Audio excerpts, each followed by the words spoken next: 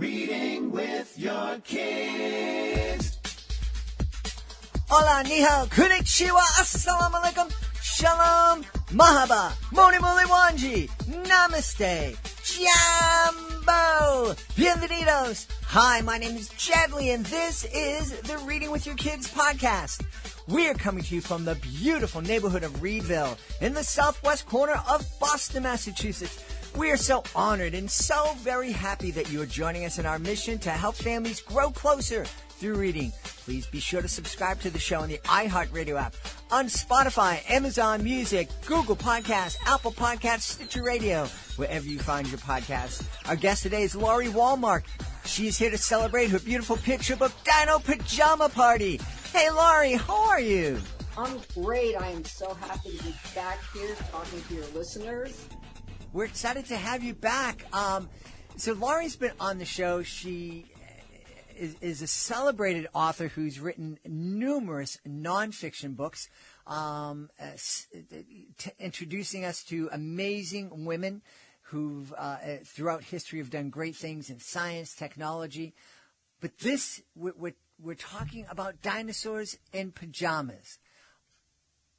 Why this shift? I actually started writing fiction before I started writing nonfiction.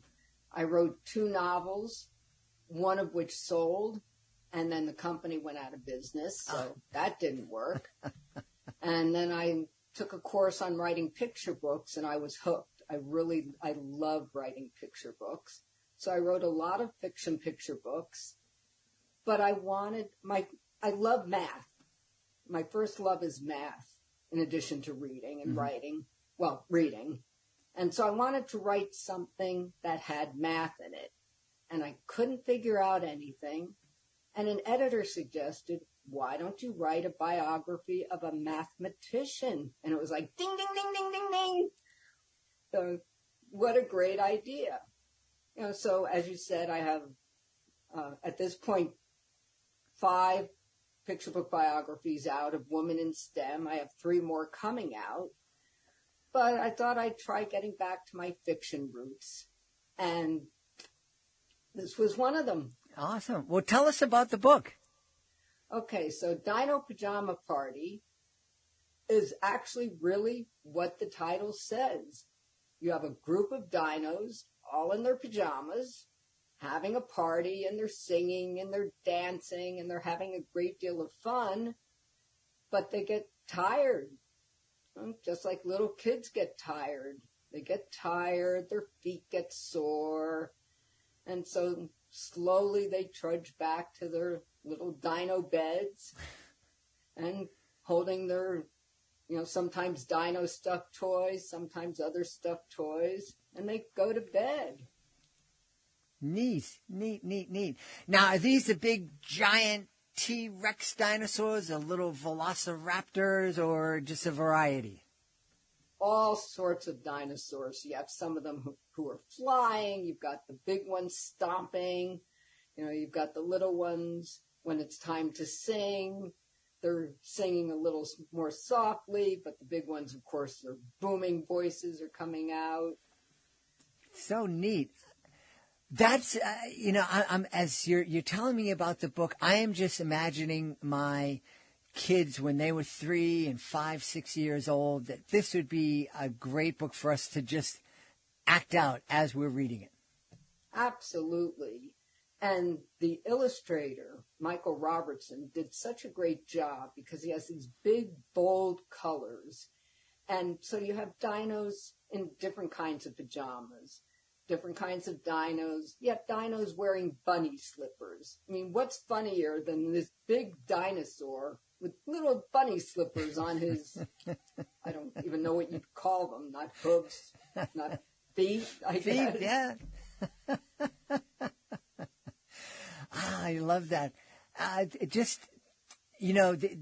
These picture books can be so much fun because, like I said, you can do more with them than just read. Exactly. And this is obviously for a younger age range than I'm used to writing for, because most of my books are for elementary school kids and older. So this is for preschoolers and early elementary. And you're right, they can have fun. When the dinos are dancing, they can dance. When the dinos are playing musical instruments, they can be holding their hands up and pretend to be playing the trumpet. So you really can act out the book. And with any luck, then when the dinos go to sleep, the child lies down and goes to sleep. That seems like a big wish, but you never know, it might work. Now, did your agent or publishers, did anybody express concern about you taking this route? Was there any talk about, Laurie, you're so respected as a STEM author. We can't have you write about dinosaurs and dancing. People won't take you seriously. They didn't. I did. Ah. And my concern became, how do you brand myself? Mm-hmm. How, until then, my website said, Laurie Walmark, woman in STEM, hashtag woman in STEM. That was the first page of my website. Well, clearly, going from dead woman to dead reptiles needed some thought. So I took a course on, branding and marketing, a workshop on it. Mm-hmm. And I knew the people giving the course, so I had given them a heads up that I was going to be asking this. So when the time came for questions, I asked the question, and they said, well, we talked about it, and your brand is children's book author. I was like, oh, okay, that's what my website now says. Laurie Walmark, award-winning children's book author. So the problem actually didn't come from other people. It came from me. Yeah. Well, I guess that's not too surprising. When we're successful doing one thing, we work hard to gain that success. And sometimes it can take a lot of courage to step outside that comfort zone. Well, I just wrote an essay, and one of the things it says is, are you in a groove or in a rut? Mm. And I love my dead woman.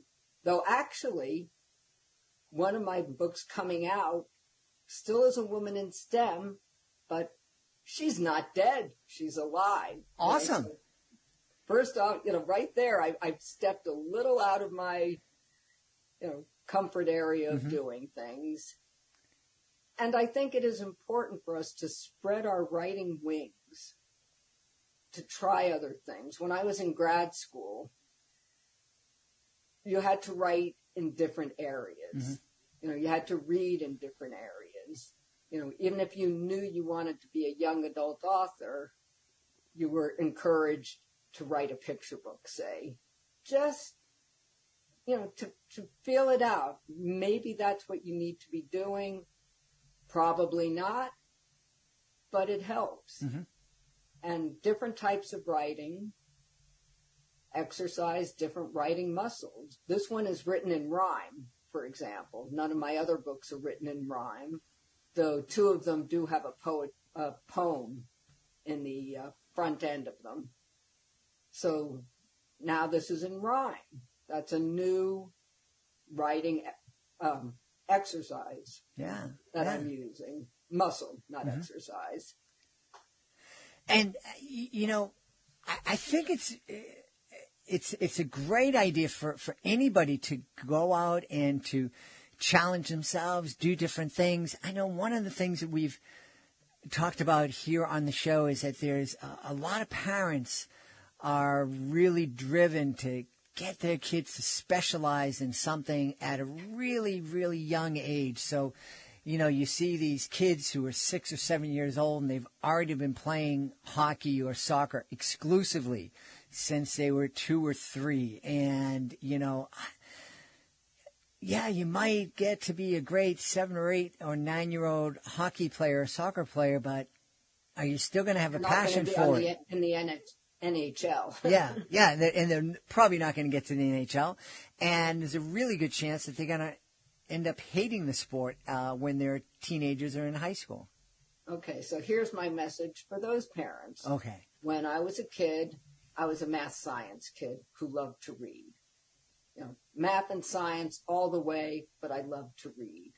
I wrote a few poems, wrote a few songs. That was it. We didn't have creative writing in school. I didn't do it on my own. I wasn't one of these kids who was writing stories, keeping a diary that could have been turned in. None of that. And about, maybe 20 years ago, I had an idea for that first middle grade novel. Took courses, read books about doing it, wrote the book, didn't sell. But at least I tried. Mm-hmm. You know, here was something that never in my wildest imaginations would I have thought that at this point in my life, my full-time job is being a children's book author, because I was a science math kid who loved to read.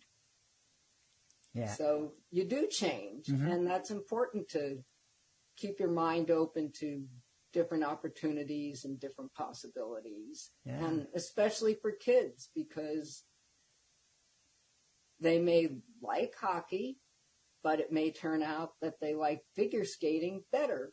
Mm-hmm. Mm-hmm. Yeah. Laurie, you mentioned that you wrote an article. I think you said the title was, "Are You in a Groove or in a Rut?" That's a really... I don't think that was the article, but go on with your question. Well, that's an important thing for us to think about. How can we tell? I think it's very difficult to tell from the inside, because it's very comfortable being in that groove. You know, when I'm writing a picture book biography, I know what I have to do. I know how to do the research. It's maybe slightly different from book to book. There may be a different archive or talking to a different person, but basically I know what to do. I know how to do the research, how to outline it. I know how the book should go. I know what sort of back matter should go in it. So it's very comfortable. You're used to doing it, and you like it. So why would you even think of changing something that you like doing? And that's the problem, mm-hmm. that you become stale, I guess is maybe the best way to put it. Mm-hmm. That maybe as time goes on, I certainly hope this hasn't happened to me in my writing, but if you continue to do the exact same type, it's going to sound repetitive. Mm-hmm. Yeah. So I haven't really answered you, because I'm not sure it's that easy to tell mm-hmm. from the inside, because it's nice and comfy there in your groove. Yeah, yeah. And I suppose some ruts are comfortable too. We just don't know that we're in the rut. Well, that's true too. Yeah, yeah. Absolutely. Do you think... When you're in a bad mm-hmm. Path, you just sort of keep going along and digging yourself in deeper and deeper. Yeah, yeah. Do you think that's something that a friend or a partner can help us determine? Or a critique partner. Or a critique partner, yeah. Right. I think for writers, it's very important to be in critique groups, or at least have beta readers. And these are the people who may be able to look at your work and say, this sounds exactly like the one you just wrote. You could just change the name and it could be the same book. Mm-hmm. And that's sort of a way to tell. If you're writing fiction and it's always sort of that same sort of fiction, it does become repetitive. Mm-hmm. So it does help to have an outside eye looking at your work. Mm-hmm. Yeah. And someone who not only is not afraid to tell you that you've become in a rut, but will notice it. Mm-hmm. Mm-hmm. Yeah. And that you're willing to listen to. Well, I think that's the biggest challenge is, are we comfortable enough to hear criticism and to accept it, think about it, and then perhaps act on it? I used to have these sort of funny rules about accepting criticism. You know, you'd get a critique of your work, and the first thing you'd think is, what does that person know? She doesn't know anything, right? Mm-hmm. And then a few days would go by, and then you'd think, well, maybe she does know something, but I can't do it. Mm-hmm. Then a few more days go by, and then it's like, oh, I figured it out. You know, and to this day, not as much, but it still sort of goes through my mind. You know, it's like, what do they know?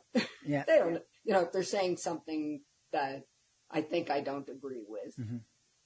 But usually they do know something. Usually they're saying something, and if you really look deep into your heart, you realize it was a problem in the manuscript that you didn't address, and that person called you out on it.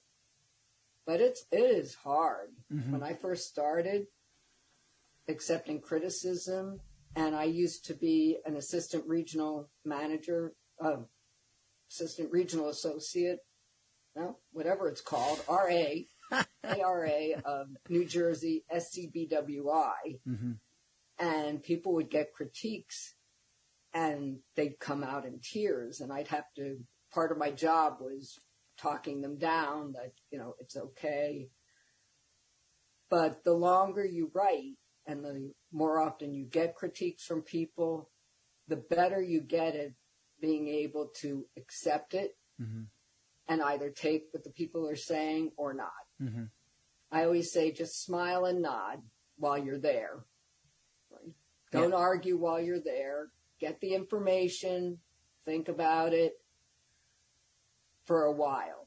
You know, get past that first initial, what do they know? Yeah.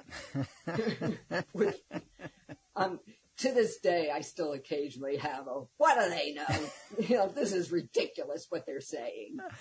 And invariably, those are the ones that a few days later I realize, yeah, they know a lot. Yeah.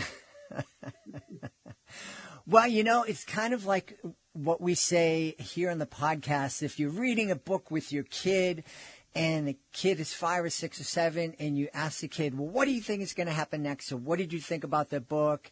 And you're asking your kid for their opinion. Their answer is always going to be right. You don't have to like it, but you ask for their opinion, so you have to accept it. Same thing as a writer. When you're asking someone to critique your work and give you their opinion, you might not like it, but it doesn't help to argue about it at all. Right. And in a critique group, you might have, say, 5 people in your critique group. And 2 people will say to do it this way, and the other 2 will say to do it another way. Mm-hmm. And that's part of the process, is taking in their information, their reasoning, and deciding which you think is more true to you and to your work. Mm-hmm. Mm-hmm. And which will make a better story, so that when parents ask their kids, well, what do you think will happen next? The kid will be interested in thinking what happens next. Mm-hmm. Yeah. Maybe not getting the right answer, because there is no right answer to that question. It's what do you think? What do you think? Absolutely. Absolutely. Well, I have to ask you, what do you think after having this, you know, kind of detour in your career into the Dino Pajama Party? I know you're going to be writing more about women in STEM, but are we going to be seeing more playful Dino Pajama Party type books coming from Laurie Walmark?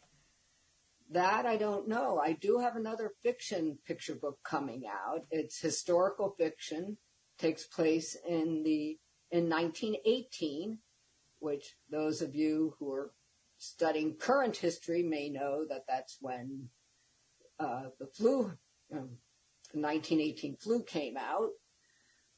Takes place on the Lower East Side, so it's not a funny book. Mm-hmm. It's more a heartwarming,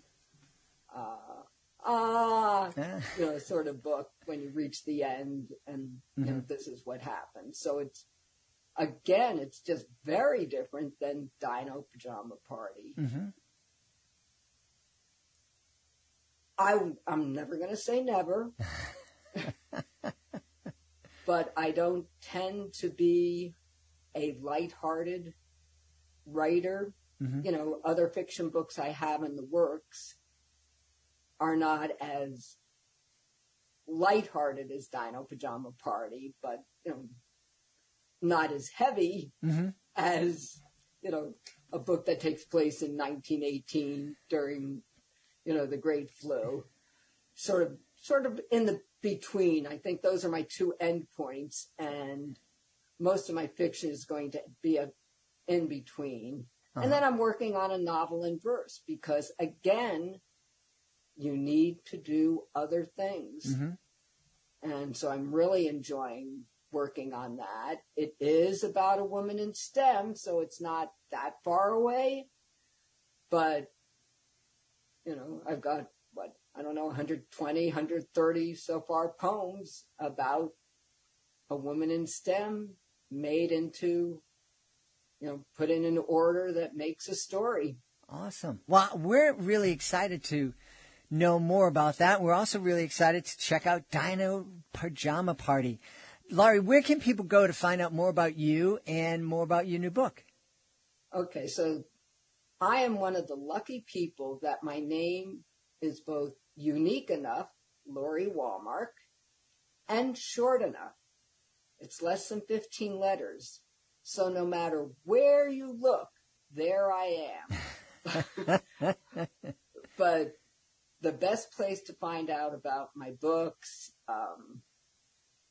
where my blog tours, giving talks to classes, giving talks to adults, is my website, which is just lauriewallmark.com. And Laurie is spelled LaurieWallmark, lauriewallmark.com. So there you can find out a little bit more about all my books. You can find teacher guides if you're a teacher or a parent, activity guides. There's a really cute activity guide for Dino Pajama Party. I was just going to show it because we're on Zoom, but you're not going to see it through a podcast. But one of the activities, and I did not make up the activity guide, someone else did. You attach a pencil to these double-sided picture of dinos, and then you can make the dinos dance. Oh. So you can go around making dinos dance. Awesome. The coloring pages. There's something that I think is just really adorable. It's a door hanger that you can put on your door, and one side says, I should know this, I can't remember, something like, come on in, we're having a Dino Pajama Party. And the other side says, shh, the dinos are sleeping. Or that's not what they say, but it's something to that effect. And a kid can just hang that on his or her door, and it's a little message to mom and dad to, come on in, we're having a good time, or, hey, I need my alone time right now. Yeah. So all those sort of things, plus activities for teachers, you can find on lauriewallmark.com. Awesome. Well, we've had a great time speaking with the author of Dino Pajama Party, brand new picture book from our friend Laurie Wallmark. Hey, Laurie, thanks so much for being back with us. Oh, I am so glad that I was able to, get together with you again. I always enjoy talking with you, even though in the past it has been about my dead woman in STEM. So it's nice to, have a different approach on things. But the next book is back to dead woman again. Please be sure to join us for the next episode of the Reading with Your Kids podcast. Our guest will be Julie Headland. She'll be here to celebrate Over There, Under Where. That's the next episode of the podcast. Hey, if you're the author of a fantastic children's book, we would love to help you tell the world all about it. There's so many ways that we can help you. You can be a guest on the podcast. You can submit your book to our Certified Great Read program. And you can take advantage of our incredible promotion program. All you need to do to find out more is to go to our website, readingwithyourkids.com, click on the Authors Click Here button, and scroll on down to the service that you're interested in. Right now, we'd like to thank the folks who made today's show so wonderful. Of course, I want to start by thanking our guest, Laurie Walmart. Be sure to check out Dino Pajama Party. Also want to thank my team, Alejandra Doherty, Fatima Khan, Michael Murphy, Rory Grady. I want to thank my beautiful wife for all the support she gives me. Most of all, we all want to thank you. Why? Because you joined us today. And mostly because you are making the world a better place each and every time you read with your kids.